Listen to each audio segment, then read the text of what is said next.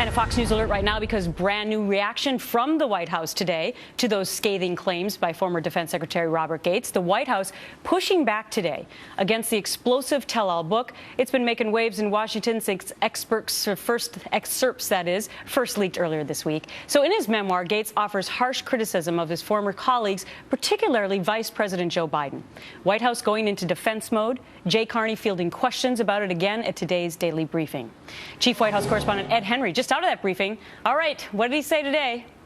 Well, good to see you, Gretchen. What's new today is Jay Carney says there's been no phone conversation between the president and Secretary Gates about the book. He said they did have a phone call over the weekend after Secretary Gates, unfortunately, I believe he had slipped and he hurt his neck, and the president just wished him well.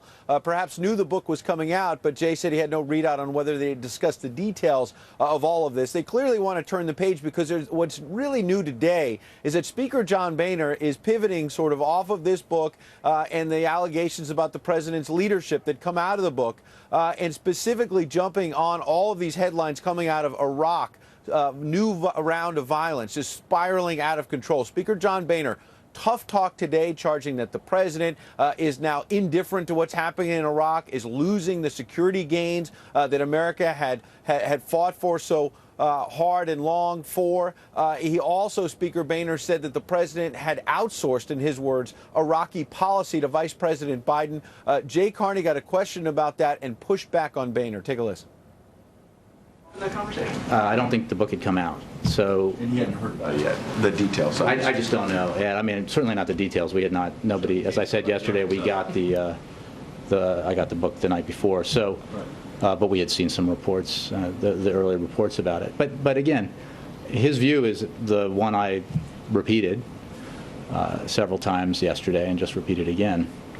But I don't know. I don't know that they have. I don't believe they have talked in the last few days since they talked last, and I'm not sure when they'll talk again.